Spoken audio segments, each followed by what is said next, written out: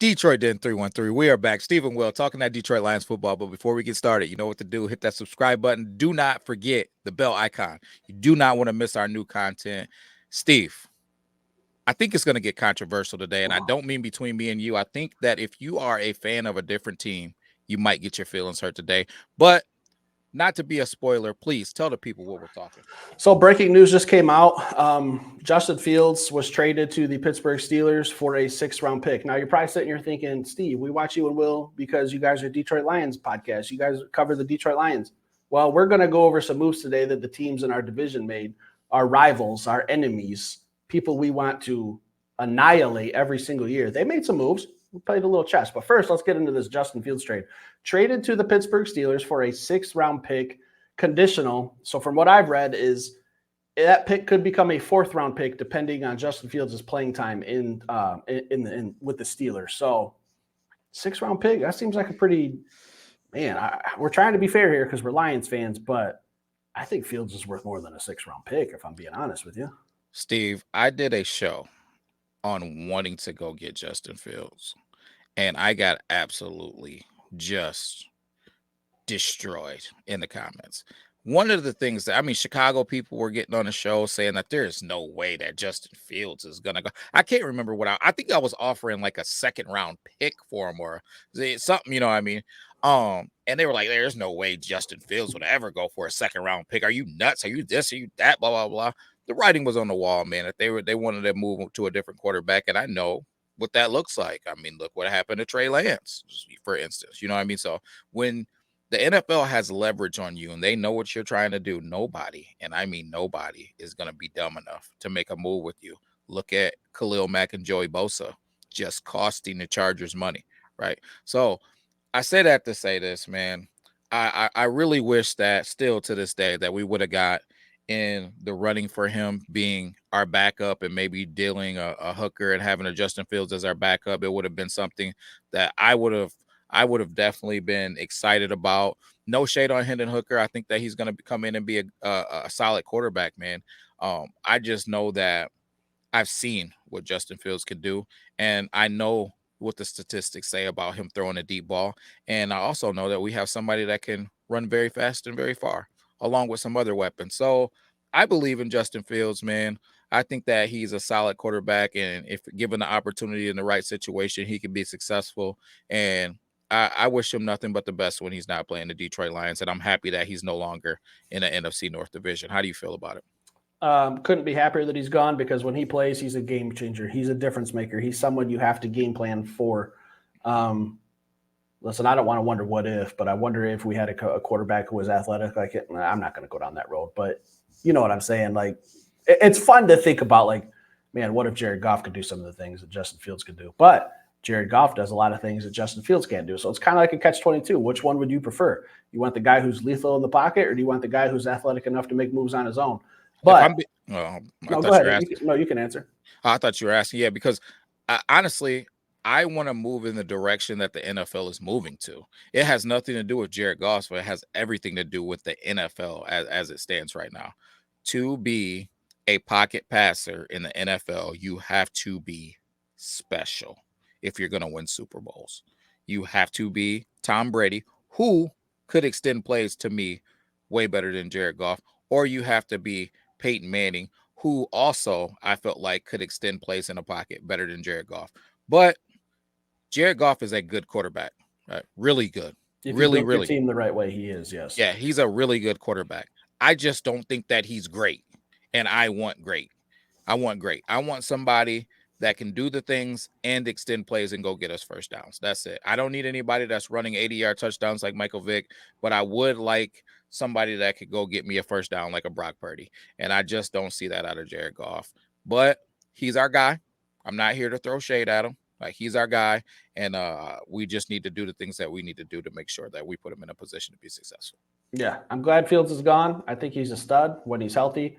The writing has been kind of on the wall. Caleb Williams has been talked about as the number 1 pick for like the last 2, maybe 3 years. So we've been kind of gearing up since the draft order was set. The Bears having the Panthers pick. So we kind of saw this coming. A lot of people, and I could be wrong, not a Bears fan, but I do remember, I think, if I'm not mistaken, the last game of the season was in Chicago, and I believe Bears fans were chanting Justin Fields' name, so they want him to be their quarterback. I'm curious to see what kind of backlash their front office gets for this, but I get it. You got Caleb Williams coming in the draft. He's supposed to be a generational talent, supposed to be.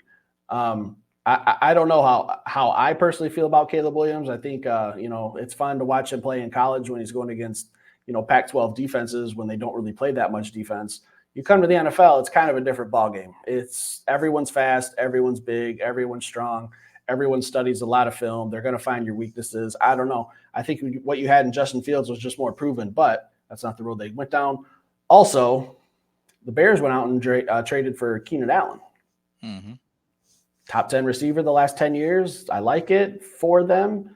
Kind of gives them another weapon. I kind of hinted at, are they going to still draft Marvin Harrison Jr.? What's their play there at 9? Are they going to move up? I don't know. But they do have a nice little 1-2 punch at wide receiver now. I love their 1-2 punch at wide receiver for the Detroit Lions. And the reason why I say that is this. Keenan Allen has been a guy who historically gets a little banged up. I think he's an absolute dog. I think he's underrated. I think that he should be, to me, a Hall of Famer. And I don't think a lot of people talk about him in that right. But at the same time, if they were going to pick up somebody, you're telling me they're going to pick up an old dude that is probably on the tail end of his career. And then to go along with them is going to be DJ Moore, who shows up one week and is MIA the next. I'm cool with it. Then you telling me that they're going to go sign a rookie quarterback when quarterbacks like CJ Stroud are a rarity to come in and play that great. Thank you. Yeah. The Chicago Bears are a team that really, truly, if I'm being honest, beat us 2 times last year. No, without Marvin Harrison, right? So they're going to add potentially a Marvin Harrison or a Roma Duce. What that could have been with a Keenan Allen, and they could have just kept Justin Fields and drafted a defender or an offensive lineman. Thank you guys for being an absolute dumpster fire of an organization and just making stupid moves. But to me, I'm happy about it. Come to Detroit with a rookie quarterback and some old dudes that are inconsistent. Thank you so much for dealing a great quarterback. And we'll see how it falls out for you guys. I know you guys are out there making wheeling and dealing and paying people tons and tons of money. I think you guys are just paying linebackers just millions and millions and millions of dollars. So it's just, I don't understand what they're doing. I think they're swinging for the fences. And Bill Belichick said something that has stuck with me a long time ago. He said, you don't win Super Bowls in free agency. And that's what I feel like they're trying to do. They're trying to win the Super Bowl in free agency and making trades. And, that's not how it's done. You do it to get key pieces to help your team, not to create a Super Bowl team. I will say this. You should probably be a little bit careful calling Keenan Allen an old man, because he touched up the Lions last year for 11 catches, 175 yards, and 2 touchdowns. So he's still got a little bit left in the tank. Oh, I think he does, man. He's one of my favorite receivers. But at the same time, Father Time is undefeated. Those legs get different in your 30s, man. Mine are still well under me as I sit in this chair. Move it along. Also, Bears signed former Detroit Lion DeAndre Swift. Now, DeAndre Swift, look, when he came out, we weren't podcasting at the time, but the Detroit Lions needed a running back. And I said the 3 guys I must have were Jonathan Taylor, Dobbins, or DeAndre Swift. Obviously, Jonathan Taylor should have been the selection, but we went with DeAndre Swift, who had all the potential in the world, couldn't stay on the football field. When he was on the football field, absolute weapon. Catching the ball, running the ball, it just came down to health for him. I think as you go on and you've taken more bumps and bruises in the NFL, it's harder and harder to stay healthy. He had a phenomenal season last year with Philly. I was kind of surprised they let him go. Finally ran for over 1,000 yards, very productive. He's coming back to the division. We'll see him twice. I expect maybe once. If I were a betting man, I would say he's going to miss one of those Detroit Lions games. But I like their signings. I don't know. Keenan Allen is old, but he's still got a little bit in the tank. DeAndre Swift, question mark on availability. So I don't know. The Bears trading, I don't know what they're doing, but it's a good thing for us because I'm trying to be unbiased, but I have question marks about what they're doing as a franchise as well. I don't understand it, but I'm thankful that it doesn't make sense to me, and I hope it works out in our favor. I would be way more terrified had they kept Justin Fields, to be honest. No. Yeah. Now, and who knows? Caleb Williams could come into this league and just set the league on fire. I'm not saying that that's not a possibility, but if you're asking me if I would rather face a rookie quarterback than a veteran quarterback with new weapons, they could have went and got him a additional tackle and a wide receiver, or it's just the possibilities that they could have did was endless, man. And I'm glad they went the route that they did. Yeah, a lot of people who do these mock drafts, like Kuiper, McShay, they've been wrong before. So that's all I'm going to say. Jamarcus Russell,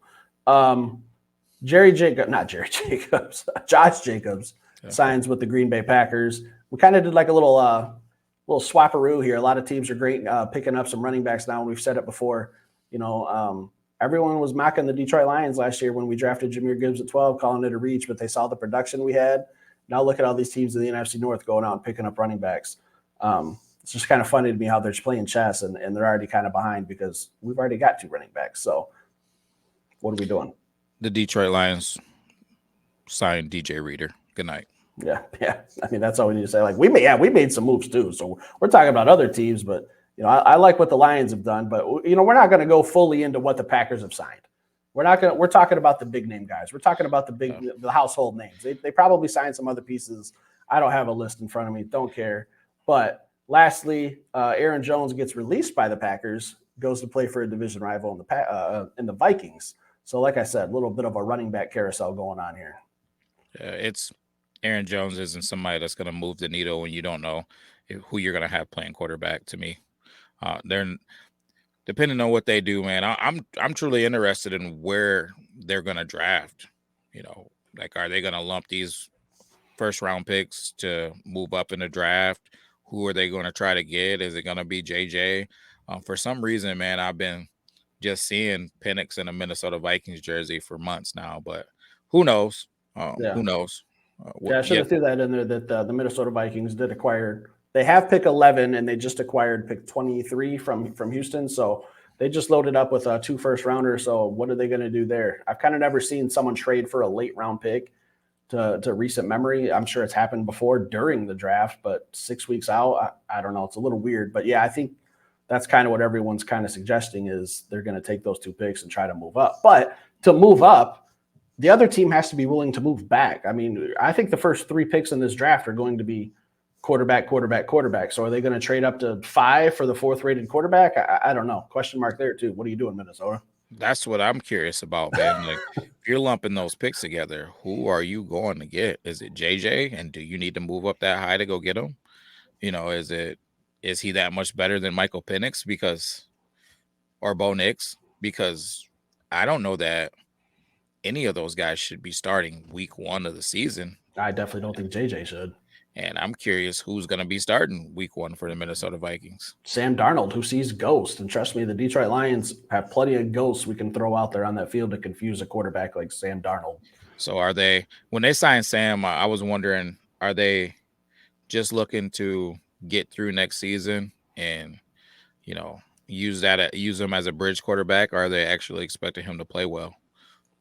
I don't see it being like a Goff situation where we kind of thought the same thing. I think Goff had potential. He was expected to be the bridge, but he's came to Detroit and thrived. Sam Darnold, he's kind of been bounced around. I mean, I can't even collect all his jerseys, how many teams he's played on the last 3 or 4 years. So I don't know. I don't know what the Vikings are doing. Like I said, the first three picks in the draft, I think are going to be in no order. Caleb Williams, Drake May, Jaden Daniels. So you're trading up to 4 for the 4th best quarterback. Is that what your plan is? But that team at 4 is Arizona, I think. Arizona has to be willing to move back. So it's not like you've got these 2 picks and they're just, we'll automatically move up. Like they have to be willing to do it. They might really like Marvin Harrison Jr. at number 4. So I don't know what the Vikings are doing. I don't think it makes a lot of sense to get a 2nd pick when you're trading up to get the 4th best quarterback. And I've seen a lot of people suspecting that they're going to move into New England's spot. New England doesn't have a quarterback right now. Who's their quarterback? My next door neighbor? Like nobody's heard of him. Bailey Zappi. Okay. The pride of Western Kentucky. I forgot. How dare I? They have to draft a quarterback. You're going to go in there with a number 3 pick and say, hey, Bailey Zappi is my quarterback? I don't think so. I don't know, man. So last question. Let's wrap this up. Who's the biggest threat to the Detroit Lions in the NFC North? The Detroit Lions. Come on, William, be fair. I am being fair. That's what I truly believe in. I think it's the Detroit Lions. I think that the biggest threat to the Detroit Lions right now is the Detroit Lions. The Chicago Bears are doing things that, to me, regardless of if it works out, it's not for next season to me. You don't draft a rookie quarterback planning to turn over the reins to him to expect to win next season. So I cancel those guys out. The Minnesota Vikings, same thing. Don't even know what's happening.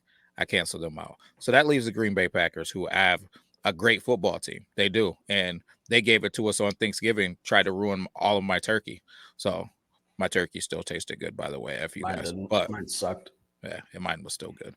But I didn't have a great day. Anyways, but the Green Bay Packers, if I had to choose one of the teams, would be the team. But I think the DJ Reader signing and, the Marcus Davenport and what we're going to do in the draft and us going to get another corner, I think that we're going to match up a lot better with those guys than we did last year when we were dependent on Cam Sutton and whoever else at a number 2 cornerback position to make some plays for us. Yeah, I think Green Bay is the biggest threat. Also, I know they signed Xavier McKinney, big name safety. We're just not going fully in depth on breaking down every team's roster. We're a Detroit Lions podcast. We just wanted to talk about the teams in our division. I think the Lions and Packers are 2 of the 3 teams who are the top dogs in the NFC altogether next year. So I think they're our biggest threat. But you're right. We're the champs. We won the division last year. I like all of our chess pieces that we've moved, not to counteract what teams in the division have done, but I think matchup for matchup, the Detroit Lions match up well against all 3 of these teams. If we played them 6 weeks in a row, I think the Detroit Lions go 5-1. Honestly, we might get slipped up by the Packers one game, but I don't think that I don't think they've overtaken us as the favorites to win the division. That's all I'm going to say. The Detroit Lions made some damn good moves. The Packers made some good moves. Vikings, Bears, not sure what you guys are doing down there in the bottom of the barrel. Not trying to throw shade, but we just think some questionable moves. I don't know. That's all I'm going to say. I'm interested to see what Dude Love does coming back, man. He had a good season last year, and I definitely respect what he did last year. But again, that sophomore season, and I know it's not his actual sophomore season, but when you get a lot of games Sophomore played, starter.